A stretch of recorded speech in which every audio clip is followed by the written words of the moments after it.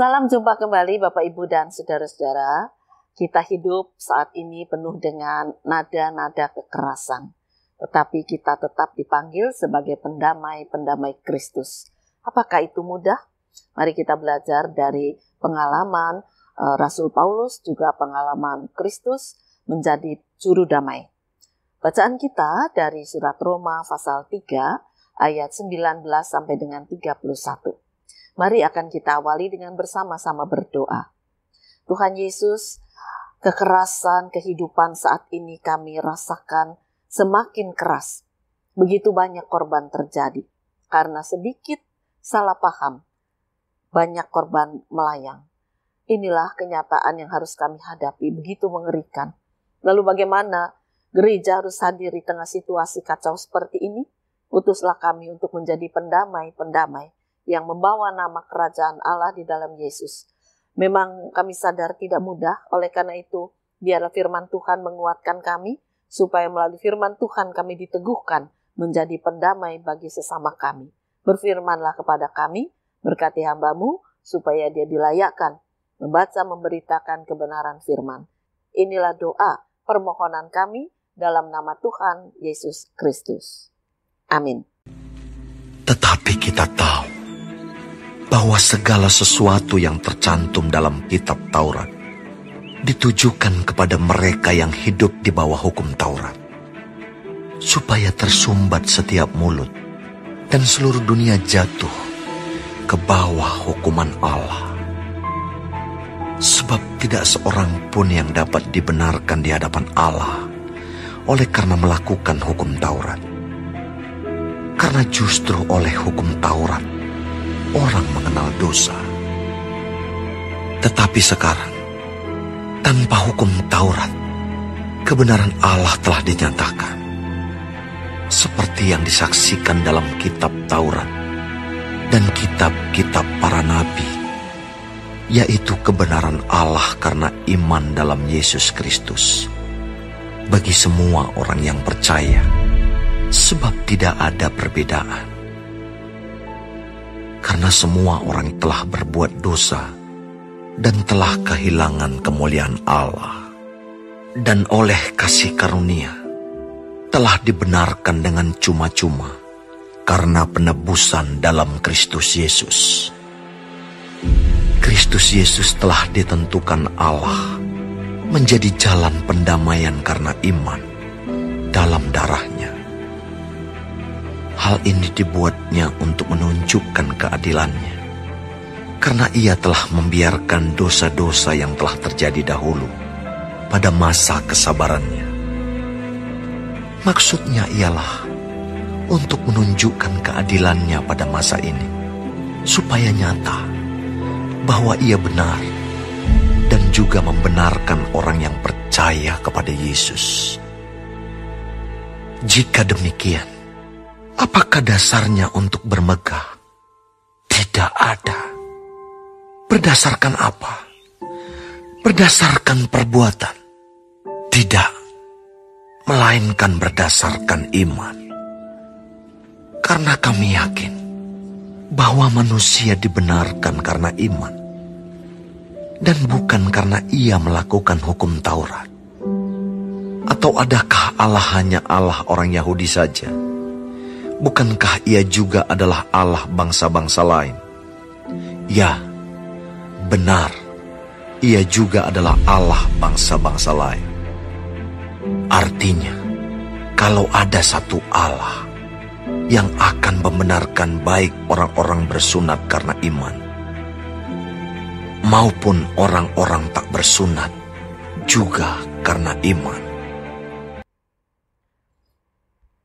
Bapak, Ibu, dan saudara-saudara, kekerasan yang semakin banyak di tengah kehidupan masyarakat bukan cuma di Indonesia saja, tapi juga di seluruh dunia. Jadi kalau kita sekarang mendengar berita yang begitu cepat, rasanya kejahatan, kekerasan, pembunuhan itu adalah makanan sehari-hari tiap menit, bahkan mungkin tiap detik ada di seluruh dunia terjadi. Bagaimana sesama saling menganiaya, saling mengancam, bahkan saling membunuh. Itu bukan hal yang aneh sekarang ini. Mengapa terjadi demikian?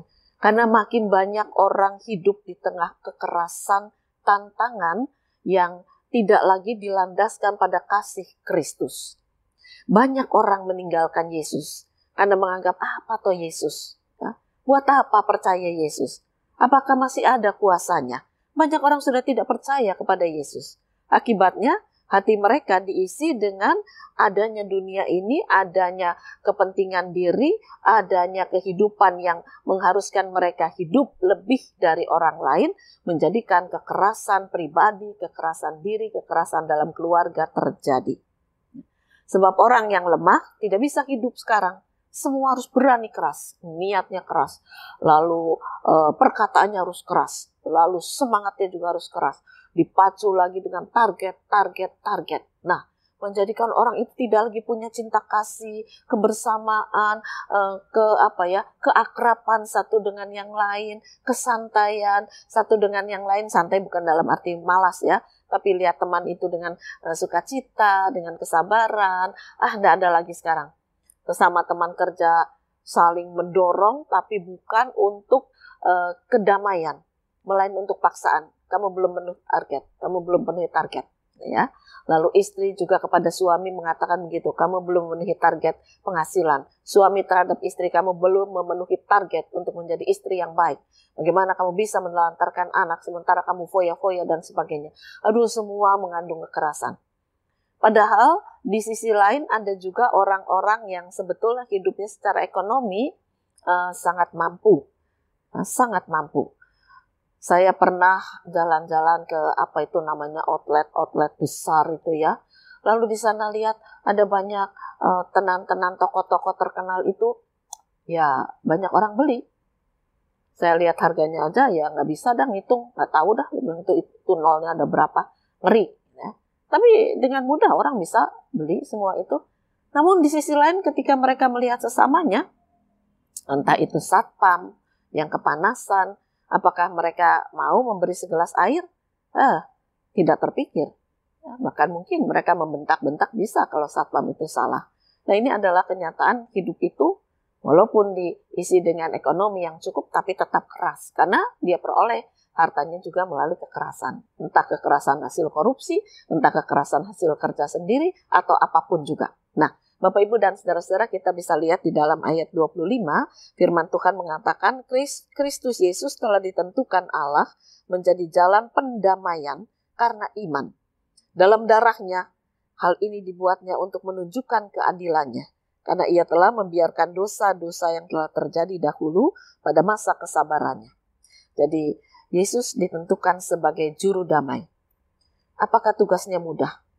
Sejak dia dikandung sampai dia naik ke kayu salib, bahkan sampai ke surga, banyak orang yang menolak. Kekerasan masih tetap bersama dengan Yesus. Walaupun saat itu dia sudah naik ke surga, banyak orang mencemooh, banyak orang tidak percaya. Apa kurangnya Yesus? Dilahirkan dalam kesederhanaan, hidup penuh dengan penderitaan, lalu naik ke kayu salib, dan kemudian dia bangkit sebagai pemenang. Tetapi tidak ada pendamaian yang terwujud saat itu begitu signifikan. Setelah berita Injil ini diberitakan, baru dunia mendengar berita tentang Yesus, sedikit demi sedikit orang bisa percaya. Nah, sekarang pembawa kabar baik itu, yaitu gerejanya, sudah mulai kekurangan tenaga. Banyak orang Kristen yang tidak lagi mau menjadi pembawa kabar baik, pembawa kabar sukacita, pendamai. Keluarga Kristen ini banyak yang cekcok, kerja keras, lalu omongannya keras, hatinya keras, didamaikan tidak mau, pokoknya mau hidup sesuai dengan keinginannya. Perceraian di tengah keluarga Kristen berapa banyak? Perpisahan antara orang tua dan anak berapa banyak? Saling mengancam. Anak tidak puas, pergi begitu saja. Orang tua sedih, tidak dipedulikan. Orang tua marah kepada anak karena anak tidak nurut, lalu anak pergi, orang tua menganggap tidak urusan. Dia tidak nurut padaku. Bapak, Ibu, dan saudara-saudara, kalau itu di luar Kristen yang hatinya keras, masih bisa kita maklumi, oh iya dia nggak punya Yesus. Lalu bagaimana dengan keluarga Kristen? Dan ternyata jumlahnya bukan semakin sedikit, makin banyak. Dan ini yang menyedihkan, memprihatinkan. Kenapa orang Kristen tidak lagi hidup dalam pendamaian dengan Allah di dalam Yesus? Kalau dia sudah melupakan ini, artinya kekristenannya sudah goncang. Seharusnya dia kembali hidup berdamai dengan Allah Bapa di dalam Yesus yang sudah menjadi juru damai.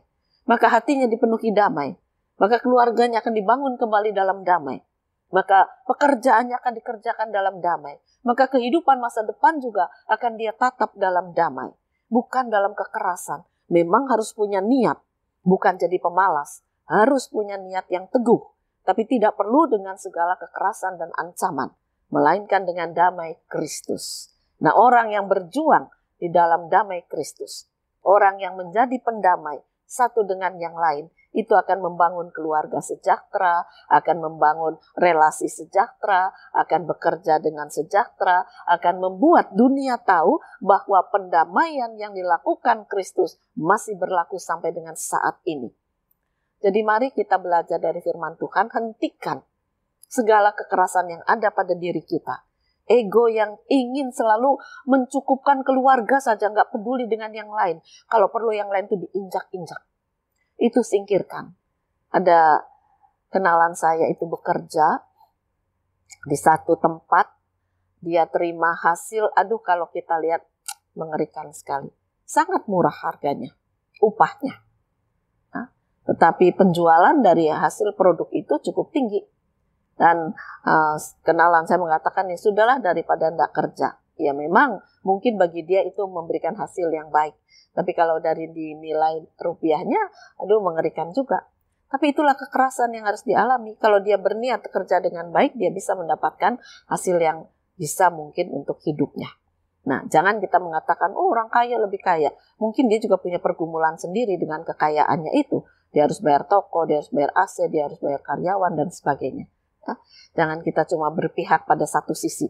Kita lihat kekerasan memang ada dan tetap akan ada, tetapi mari kita membawa hati yang damai pada setiap orang, sehingga pendamaian yang terjadi akan membuat damai di sekitar kita. Segala kejahatan bisa diredakan kalau kita sebagai gereja Tuhan menjadi utusan Kristus, pembawa damai. Jadilah pendamai di tengah kehidupan yang keras. Tuhan memberkati firman-Nya. Amin. Mari kembali kita berdoa.